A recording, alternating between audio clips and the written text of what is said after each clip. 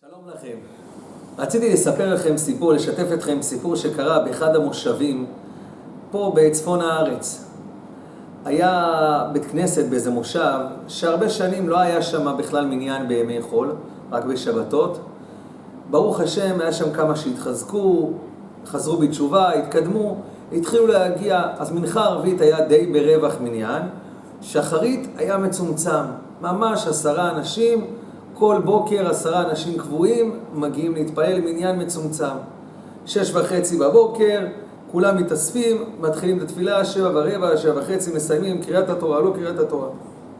קורה גם שלפעמים מצטרפים עוד אורחים ואנשים, אבל בגדול המניין בנוי על 10 אנשים קבועים. והנה בוקר אחד, מגיעים כולם בשעה קבועה, אבל לא כולם. אחד המתפעלים, חן קוראים לו, לא מגיע. מתקשר יחזקאל הגבאי, מתקשר לשמוע מה קורה עם חן, למה הוא לא בא, רוצים להתחיל, אי אפשר להתחיל בלי מניין. הוא מתקשר, אומר לו, כן, אני יצאתי מוקדם בבוקר עם אשתי לטייל משהו וזה, אני לא באזור. לא באזור, אין לי מניין. טוב, מתפללים, מקווים שמישהו יבוא, איזה אורח, איזה מישהו, אני יודע, כבר 6:45, 6:50, 5:50, ולא הגיע 10 למניין. עכשיו אנשים ממהרים, צריכים ללכת לעבודה, אין זמן מיותר. כבר אנשים התחילו להגיד לגבאי, טוב, לא נורא, נתפעל היום בלי מניין, אין מה, 9, השם מצטרף איתנו, לא נורא. אבל יחזקאל הגבאי, כמו גבאי אמיתי, מסור, לא מוותר על תפילה במניין כל כך מהר. אמר להם, חבר'ה, חכו, אני הולך בחוץ להביא את 10. עכשיו זה לא כמו פה במרכז הארץ, שיש לך, אתה יוצא החוצה, בקש מישהו, בוא אחי, תשלים מניין, רבע שעה, 10 נבוא. זה מושב, אין שם אנשים שבאמצע הרחוב נופלים. מי שיוצא החוצה זה אנשים שהולכים בדרך לעבודה בשעה כזו. הוא רואה ככה שאין ברחוב את מי להביא, הוא מתקשר לחברת מוניות. שלום וברכה, אני חייב דחוף נהג מונית לבית הכנסת שובה ישראל ביישוב זה וזה. טוב, אחרי 10 דקות הגיע נהג מונית, בינתיים אמר להם, חבר'ה, 10 בדרך, חכו כמה דקות הוא בא. הגיע הנהג מונית, אומר לו, תשמע, אני אגיד לך את האמת, אני לא צריך שום נסיעה לשום מקום. תפיל מונה, אנחנו צריכים פה 10 למניין, תצטרף למניין, ותפיל מונה, כמה שיעלה אנחנו משלמים. אין בעיה, מצטרף למניין, נגמר התפילה, הוא מסתכל, המונה הגיע ל-90 שקל. הוא רוצה 90 שקל. אומר יחזקאל הגבאי, פונה לחברים, אומר להם, חבר'ה, יש פה 9 אנשים שהיו צריכים מניין, כל אחד ישתתף ב10 שקלים, ויש לנו כסף לשלם לנהג מונית. אמרו לו, תשמע, אולי אנחנו לא נהיה צרי עין וניתן, אבל אתה לא יכול לחייב אותנו לתת, למה אתה הזמנת את הנהג מונית? אתה צריך לשלם. הוא אומר להם, בסדר, אני הזמנתי בשבילי. הזמנתי בשביל כולנו שותפים, כולנו צריכים לשלם. אז היה ויכוח הלכתי, לא ויכוח באמת, כי ברוך השם כולם נתנו, זה לא סכום גדול. אבל הם באו משאלה הלכתית, האם החיוב, האם יחזקאל יכול לחייב כל אחד את 10 שקל, במידה ואחד לא רוצה, אפשר לחייב אותו, הוא שותף, הוא חייב, או שלא, יחזקאל הזמין על דעתו, אז הוא צריך לשלם את כל 90 שקל. עד כאן הייתה השאלה. מה אתם אומרים? בכן צדדים לכאן, יש שיאמרו שמי שמזמין הוא לא שאל אותם לפני זה, אז הוא אחראי לשלם, הוא צריך לשלם. יש כאלו שיגידו, הוא לא עשה את זה בשביל עצמו, זה בשביל טובת כולם, זה עשה זריקה את כולם במניין, זה כולם שותפים, כולם צריכים לשלם. אבל הם הלכו לרב, והרב פסק תשובה מפתיעה. אמר הרב שלא הוא צריך לשלם, לא יחזקאל צריך לשלם, ולא המתפללים צריכים לשלם. מי כן צריך לשלם לנהג מונית?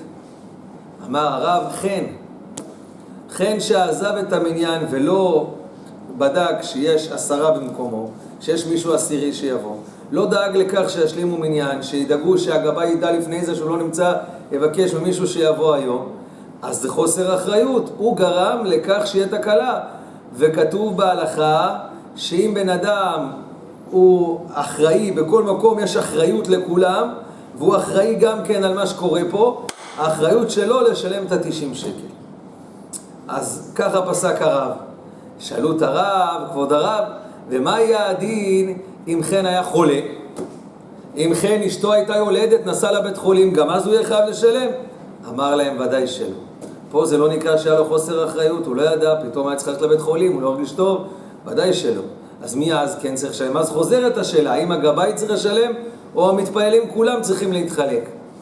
והרב הביא את השולחן ערוך, ששם הופיע בהלכה שכל המתפללים חייבים לשלם. ולמה?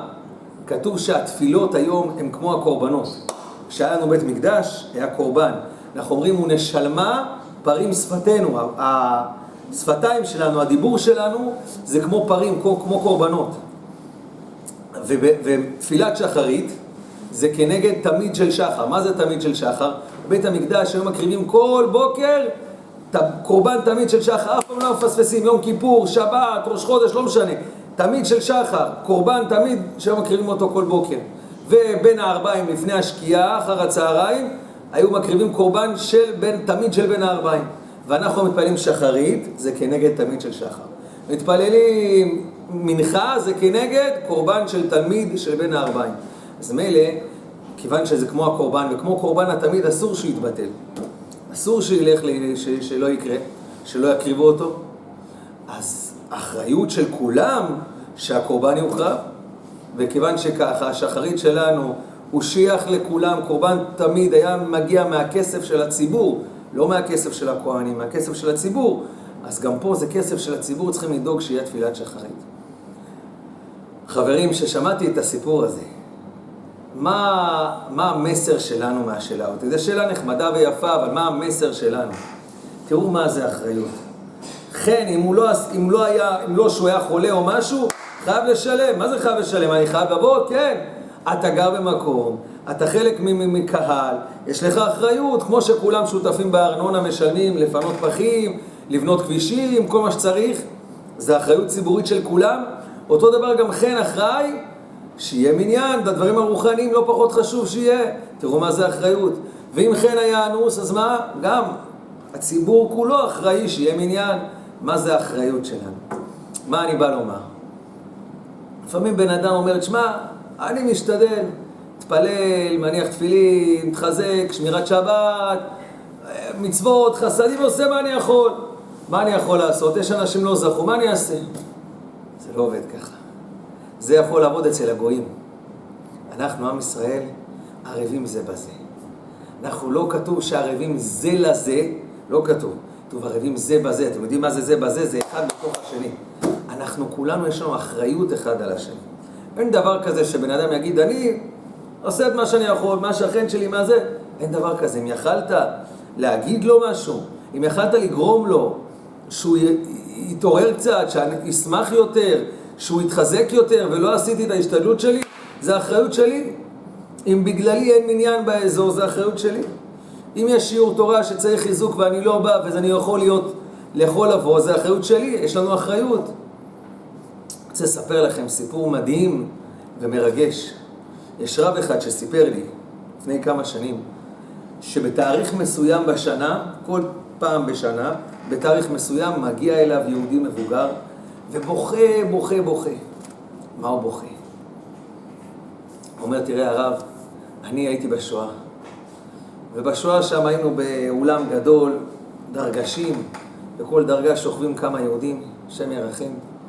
בבוקר היו מהירים אותנו, איזה מהירים? לא עם שירים, עם מוזיקה. מכות, צעקות, כללות, מי שתוך 5 דקות לא היה ניצב במסדר בוקר, שום דבר, שולחים חייל, כדור בראש, זהו. אין דיבורים. מספר אותו יהודי מבוגר לרב, אומר, תשמע כבוד הרב, זה היה לילה אחד, הלכנו לישון.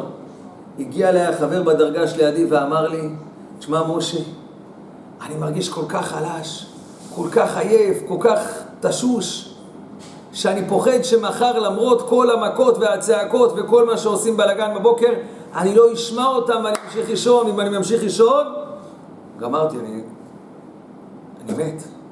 מה אני מבקש ממך משה? שאתה קם בבוקר מחר. שים עין שקמתי, ואם לא קמתי, תשלוף אותי מהדרגה שתעמיד אותי, אחרת אני לא אשרוד את זה. אומר אותו בן אדם לרב, והרב בבוקר עם כל הבלגן והצעקות והמכות והבלגן, שכחתי מהכל, נעמדתי במסדר בוקר, פתאום אני שומע, אסיר מספר זה וזה וזה לא נמצא, אחרי דקה כדור בראש החבר שלי עלה לעולם האמת. כבוד הרב, אני רצחתי אותו. ככה אומר משה, הרב, אני רצחתי אותו. הייתי מעיר אותו, הוא לא היה מת. בגללי אני שכחתי להעיר אותו, אני אחראי על זה.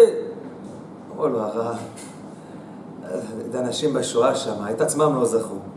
שאתה, נראה לך, יש לך תביעה על זה שלא זכרת את החבר שלך. משה, אנשים שם היו כולם גמורים שם לגמרי. לא היה לאף אחד אפשרות לזכור שום דבר, אז זה לא אחריות שלך, אתה נקרא אונס גמור. ואונס רחמנה פטרי כתוב בגמרא. כשאדם אנוס, התורה פותרת אותו, זה לא אחריות שלך, אתה לא אשם. הוא אומר לי, הרב, אבל היהודי המבוגר הזה לא נרגע. אתם יודעים למה הוא לא נרגע?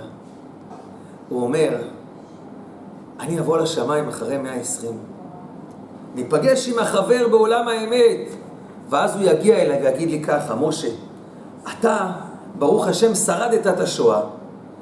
הגעת לארץ ישראל, התחתנת, ילדים, נכדים, נינים, שומרי תורה ומצוות, עושים מצוות, חסדים, איזה נחת, איזה אימפריה הקמת. גם אני יכלתי לעשות את כל זה. גם אני יכלתי להקים כזו אימפריה, בנים ובני בנים עוסקים בתורה ובמצוות. ולמה אני לא הצלחתי לעשות את זה? כי אתה לא הערת אותי.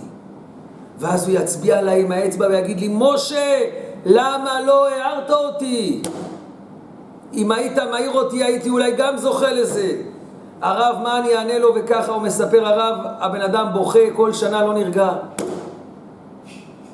חברים, גם אנחנו, שנגיע אחרי 120, אנחנו נהיה בשמיים, ונפגוש שם נשמות טובות, חברים לעבודה, שכנים מהבניין, משפחה, ידידים, כל מיני קרובים אלינו, שנפגשנו איתם במהלך היום-יום, ויכלנו גם להעיר אותם.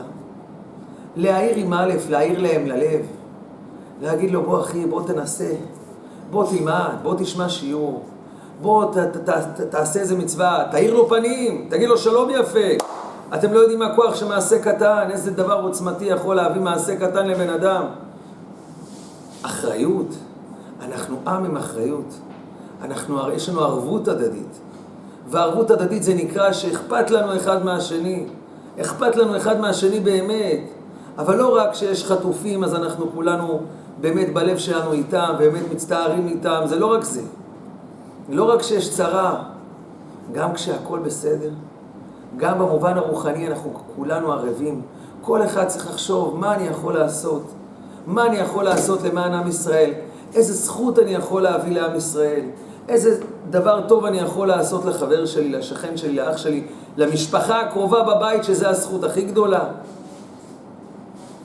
אם רק נהיה חכמים וננצל את זה, ונעשה את מה שצריך, ונשים עין, שימו לב לנשמה, יש נשמות מסתובבות, והן רוצות עין, רוצים מישהו שיעיר להם את הלב. אם רק נשים עין ללב, ונראה ללב של החבר, ללב של השכנה, לחברה שלי שעומדת לידי, לשכן שלי, לאח שלי שרוצה שאני אעיר לו פנים. כמה טוב אפשר לעשות בעולם. ואז אנחנו לא נגיע לשמיים ויפילו עלינו אחריות, למה לא הערת אותי? הנה, תודה שהערת לי את הלב, תודה שהערת לי את הנשמה, מה כוחה של מילה. אשרינו שאנחנו עם כזה, עם ישראל, מאוחדים ביחד, אכפת לנו אחד מהשני. בואו נתחזק ביחד, ניקח אחריות אחד על השני, ניקח אחריות על עצמנו לעשות טוב, להפיץ טוב בעולם. בעזרת השם נזכה לגאולה השלמה, לביאת המשיח בקרוב.